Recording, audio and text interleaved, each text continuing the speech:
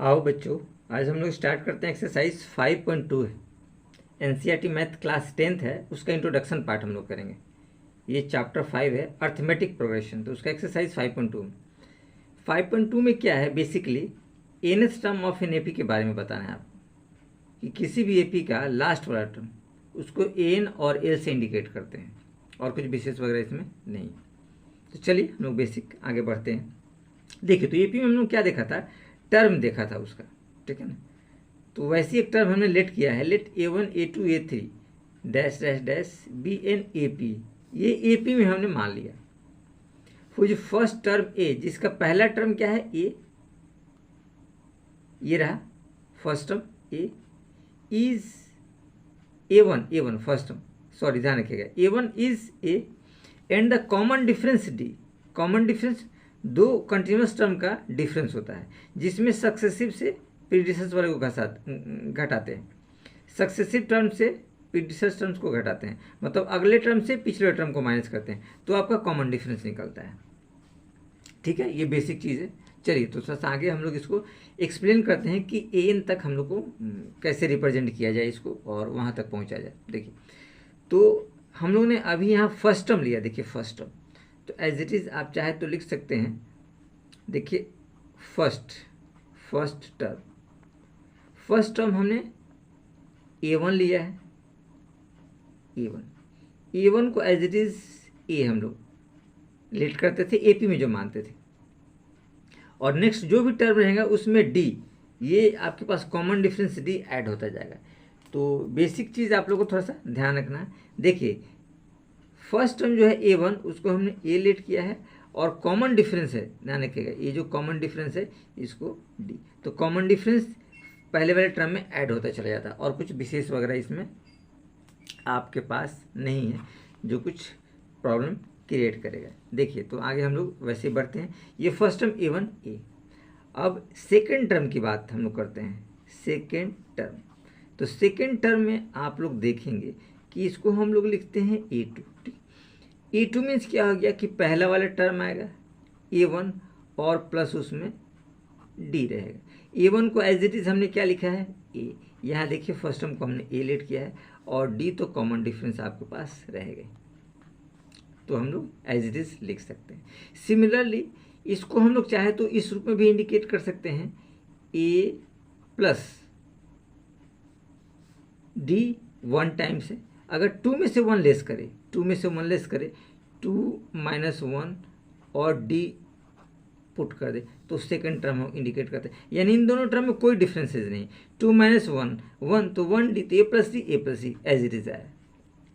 अगर हम लोग थर्ड टर्म लिखने की कोशिश करें, तो थर्ड टर्म को हम लोग इस रूप से इंडिकेट कर सकते हैं, ए थ्री क्या होता है, A2 प्लस डी, क्योंकि कॉमन डिफरेंस आइडिया सबसे कंटिन्यू होते रहता है, तब APO कहलाता है। ये देखिए A2 को हम लोग लिख सकते हैं, ये वाला टर्म A प्लस डी, तो आप लिखिए A प्लस डी, A2 और अगेन डी है, तो ये आपके पास रिजल्ट आएगा A plus two D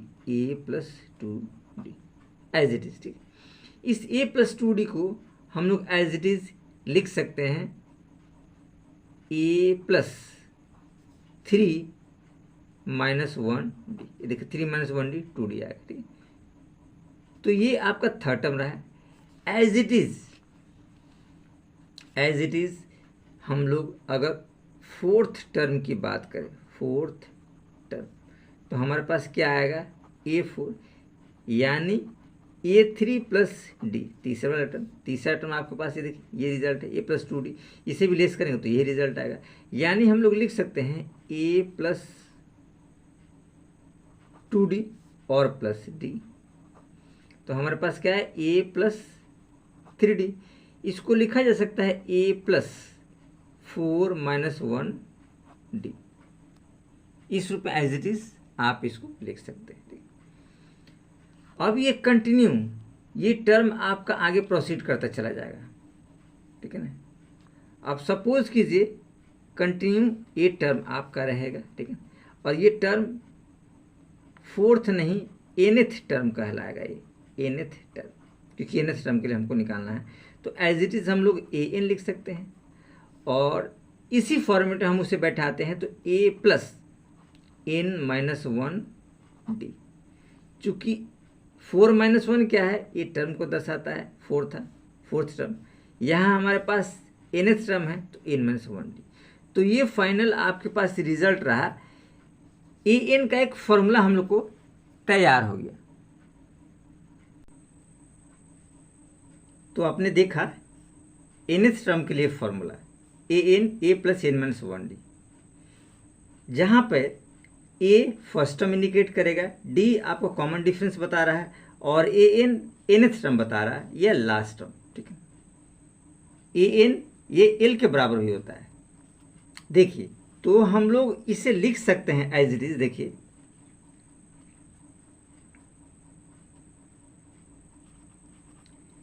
an is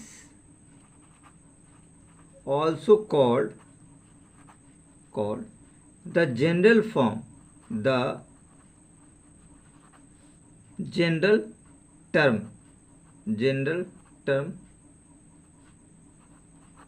of the AP का जनरल टर्म हम लोग कह सकते हैं। सपोज कीजिए इफ mth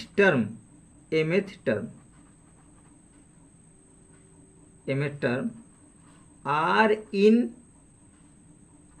द AP, किसी AP में है, देन लास्ट टर्म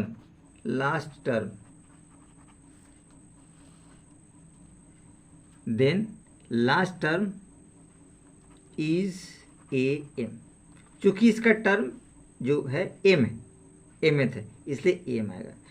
तो हम लोग लिख सकते हैं that is AM equal to A plus m minus 1d, as it is हम लोग लिख सकते हैं। जैसे हम लोगों ने an का फॉर्मूला पुट किया था, वैसे m हमने कर दी, क्योंकि an में nth लास्ट टर्म था, nth टर्म के लिए हमको लास्ट टर्म बताना था, और इसमें mth के लिए हमको लास्ट टर्म बताने हैं। तो आप एज इट इज लिख सकते हैं an equal to am equal to l। ये चूंकि लास्ट टर्म होता है, लास्ट टर्म को इंडिकेट करते हैं। अब कुछ एक आध एग्जाम्पल देखते हैं तो आपको ज़्यादा बेसिकली समझ में आएगा। देखिए, तो एग्जाम्पल है, ये एग्जाम्पल 3 है, NCERT मैथ्स का बुक का है। देखिए, find the 10th term of the AP। ये AP दे रखा है 2 7 12 डैश डैश। ठीक है, तो इस AP का 10th टर्म निकालना है। तो पहले इसके जो बेसिक रिक्वायरमेंट्स है वो हम लिख देते हैं, और जो इसमें गिवन पार्ट दिया हुआ है, देखिए सॉल्यूशन में A आपको पता है फर्स्ट टर्म होता है, तो A आपके पास दिया है 2। इसके बाद क्या निकालते हैं, कॉमन डिफरेंस निकालते हैं। आप D निकाल लीजिए। D देखिए 7 माइनस 2 यानी A2 माइनस A1 यानी 7 माइनस 2, तो ये 5 आएंगे। एक और D निकालने की कोशिश करते हैं, 12 माइनस 7 यानी A1 A2 A3 minus A2, तो ये रिजल्ट आएगा 12 माइनस 7 5। ये देखिए, तो AP में हम लोग कह सकते हैं, और ऐसे इसमें लिख रखा है AP है, तो कोई दिक्कत वाली बात नहीं है। ठीक है, आगे चलिए, हमको निकालना है 10th टर्म। तो 10th में हम लोग लिख सकते हैं कि n जो आपके पास दिया है 10 दिया है, नंबर ऑफ टर्म आपके पास क्या दिया 10। तो हम लोग को 10th टर्म निकालना है। ठीक है ना, तो हम लोग जानते हैं, we know that nth term के लिए क्या जानते हैं, an equal to a plus n minus 1d, ये हम लोग जानते हैं। तो हमारे पास A10 चाहिए।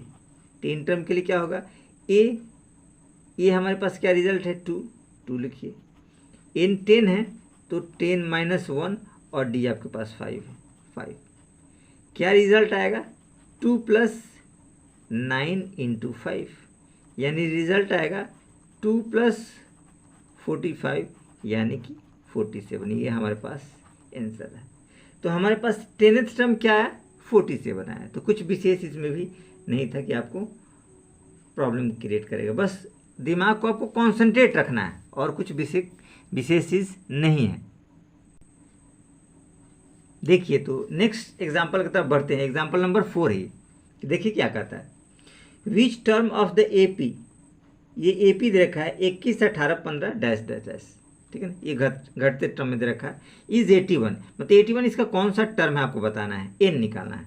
Also is any term zero, क्या जीरो भी उस टर्म का हिस्सा है, ये आपको बताना है। Give reason for your answer, अपने आंसर में रीजन देना है कि क्यों और कैसे है, ठीक है। चलिए तो पहले गिवन पार्ट को लिखिए, सीरीज पहले लिखिए। देखिए सीरीज आपके पास है सॉल्यूशन में 21, 18, 15 डैश डैश डैश। देखिए इसमें ए जो आपके पास आएगा, ए या A1 एक ही बात हो गया, आपके पास 21 है। डी आप निकालने की कोशिश करेंगे तो 18 माइनस 21 यानी कि -3 आपके पास आया, ठीक है। अब कंडीशन कहता है कि कौन सा टर्म है 81 है, ठीक है। कौन सा टर्म कि आप AN ले लीजिए, AN आप ले लेंगे -81, ये कंडीशन आपको बता रखा है। तो अब AN का फॉर्मूला हम लोग जानते हैं, A plus N minus 1 D equal to -81, ये तो हम लोग जानते हैं। एज इट इज पुट कीजिए, ए आपके पास क्या है 21 प्लस n, तो आपको निकालना है n माइनस 1, डी आपके पास -3 है तो मल्टीप्लाई कीजिए -3 से equal to -81, as it is रहा। देखिए इस 21 को आप इधर लेकर के चले जाइए तो ये रिजल्ट आएगा आपके पास n माइनस 1 और मल्टीप्लाई कीजिए -3 से, ये देखिए 21 इधर है -81 और -21, तो ये रिजल्ट आएंगे 1 1 2 8 और 2 10, 102 माइनस, चूँकि दोनों माइनस में हैं तो ऐड करेंगे लेकिन साइन माइनस का रहेगा। अब देखिए ये आपके पास निकला n माइनस 1 इंटू -3। अब देखिए -3 मल्टीप्लाई में है, डिवाइड में कन्वर्ट कर दीजिए, n minus 1 equal to -102 upon -3, minus cross कर दिया, देखिए 3 × 9 और 1 to 12, 3 4 × 12, यानी हमारे पास n जो रिजल्ट आया 34 माइनस 1 है तो यहाँ प्लस यानी कि 35, यानी हमारे पास नंबर ऑफ टर्म जो निकला वो निकला आपके पास 35 नंबर ऑफ टर्म हमारे पास रहा। ये पूछ रहा था कि आपको कौन से नंबर ऑफ टर्म, ठीक है ना, विच टर्म पे ये 81 आपके पास आएगा, तो ये टर्म आया 35। अब अगेन कहता है कि क्या कोई टर्म जीरो हो सकता है, तो एन एज इट इज क्या कर लीजिए, आप जीरो पुट कर लीजिए, कुछ विशेष वगैरह इसमें भी नहीं है। देखिए इसमें एज इट इज हम कर लेते हैं, if any term n is, ठीक है ना, जीरो, कोई भी टर्म n, यानी an आप ले लीजिए zero, N A plus n minus 1 D equal to 0, ए आपके पास। देखिए तो इसमें मान पुट करते हैं, कुछ विशेष नहीं है, a plus n minus 1 D में a आपके पास था रिजल्ट 21 प्लस इन तो हमको पता करना है n माइनस 1 और d आपके पास -3 इक्वल टू 0, ये आपको पता करना है। 21 उधर लेके चले जाइए तो ये आपके पास बचेगा n minus 1 into -3 equal to -21। अब यहाँ गौर से देखिए n minus 1 equal to multiply है, डिवाइड में कन्वर्ट हो जाएगा -21 और डिवाइड -3, 3 से बन जा, यानी 7 कंडीशन आया, यानी n बराबर 7 और +1 यानी कि 8, यानी नंबर ऑफ टर्म आया 8, ये कह सकते हैं, ठीक है ना। यानी 8 टर्म पे वो क्या होगा, जीरो है। आप यहाँ लिख सकते हैं so the 8th term is 0, 8 term उसका जीरो हो सकता है, जो आपको क्वेश्चन में बता रखा था।